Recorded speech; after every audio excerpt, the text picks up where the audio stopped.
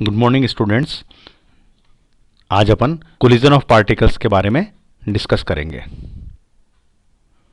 यानी पहला केस इसमें दो कणों की सम्मुख प्रत्यास्थ टक्कर।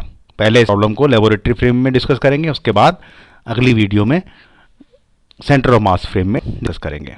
तो पहले लैब फ्रेम के अंदर अगर बात करें तो माना कि कणों का द्रव्यमान m1 था, m2 है, प्रारंभिक वेग u1 u2 है, टक्कर के पश्चात उनके वेग v1 v2 हो जाते हैं। तो संवेग संरक्षण के नियम से अपन लिख सकते हैं m1 u1 plus m2 is equal to m1 v1 plus m2 v2।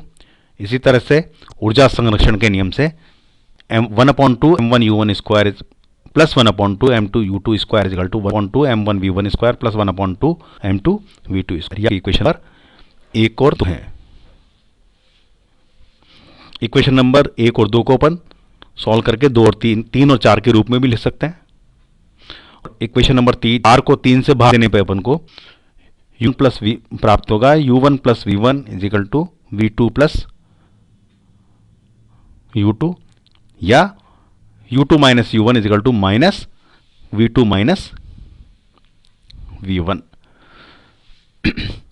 यहां पर u2 माइनस u1 टक्कर के पहले दूसरे कण का पहले कण के सापेक्ष वेग है तथा v2 माइनस v1 टक्कर के पश्चात आपेक्षिक वेग है।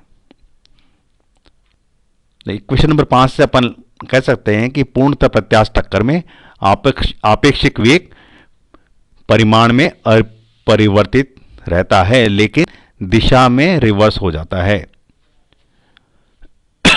उक्त समीकरण की सहायता से अपन अंतिम वेग v1 तथा v2 का मान ज्ञात कर सकते हैं।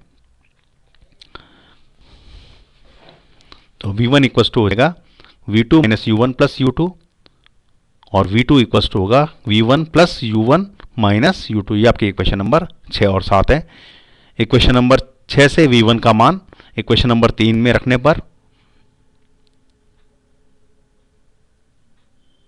अपन को क्या प्राप्त होगा, m1 into u1 minus v2 plus u1 minus u2 is equal to m2 v2 minus u2। इससे v2 का मान होगा v2 equal to 2m1 upon m1 plus m2 to u1 plus m2 minus m1 upon m1 plus m2 into u2। ये equation number 8 है। इसी तरह से equation number 7 का मान इक्वेशन नंबर 3 देने पर v1 का मान जो प्राप्त होगा वो v1 equal to 2m2 upon m1 plus m2 into u2 plus m1 minus m2 upon m1 plus m2 into u1। ये आपको इक्वेशन नंबर 9 प्राप्त होती है। इस तरह से v1 और v2 यानी कि फाइनल वेलोसिटीज की वैल्यू अपन ने कैलकुलेट कर ली है। टक्कर के पूर्व कणों की कुल गतिज ऊर्जा कितनी है, k1 equal to 1/2 m1 u1 square plus 1/2 m2 u2 square और टक्कर के पश्चात कणों की कुल गतिज ऊर्जा 1/2 m1 v1 square plus 1/2 m2 v2 square है।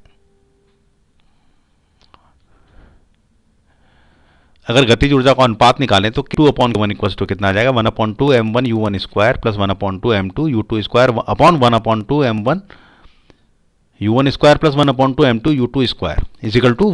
यहां पर अपन ने इक्वेशन 2 को काम में लिया है और यहां पे वैल्यू सब्स्टिट्यूट करिए तो इस तरह का आ गया।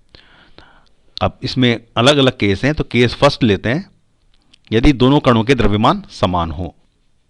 तो इक्वेशन नंबर 8 और 9 से अपन क्या कह सकते हैं कि v2 is equal to u1 और v1 is equal to u2। यदि दोनों कणों के द्रव्यमान समान हो तो सम्मुख प्रत्यास्थ टक्कर के पश्चात उनके वेग आपस में बदल जाते हैं। दूसरा केस लें, यदि टक्कर के पूर्व दूसरा कण स्थिर अवस्था में हो यानी u2 का मान 0 हो। तो इक्वेशन नंबर 8 और 9 से v2 और v1 के मान निकालते हैं तो वो कितने होंगे, v2 equal to 2m1 upon m1 plus m2 into u1 और v1 का मान m1 minus m2 upon m1 plus m2 into u1। ये आपकी 10 और 11 इक्वेशन है। अतः गतिज ऊर्जा का अंश जो दूसरे कण को स्थानांतरित होता है उसका मान कितना हो जाएगा, 1/2 m2 v2 square upon 1/2 m1 u1 square is equal to 1/2 m2 into 2m1 u upon m1 plus m2 whole square upon 1/2 m1 u1 square.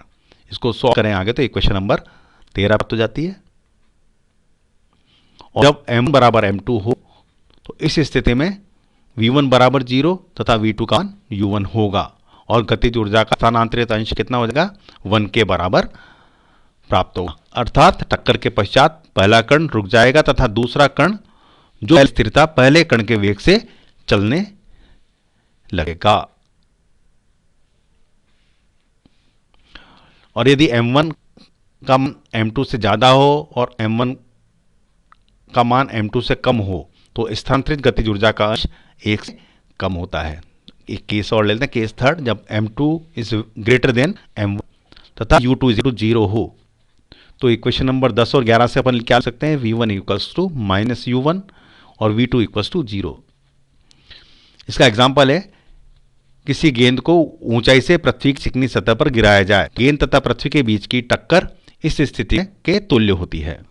और केस फोर्थ लेते हैं, जबकि m2 very very less than m1 और साथ ही u2 equals to 0 हो, यानी कि second particle rest में है। तो इक्वेशन नंबर 10 और 11 से अपन क्या लिख सकते हैं, v1 equals to u1 and v2 equals to 2u1। अर्थात जब कोई भारी कण किसी हल्के को टक्कर मारता है तो भारी कण के वेग में नगण्य अंतर होता है, लेकिन हल्का कण भारी कण के वेग के दुगने वेग से गतिमान हो जाता है। ये हमने लेबोरेटरी फ्रेम के अंदर प्रॉब्लम को डिस्कस किया। नेक्स्ट वीडियो में अपन इसी प्रॉब्लम को सेंटर ऑफ मास फ्रेम में डिस्कस करेंगे। बस आज के लिए इतना ही।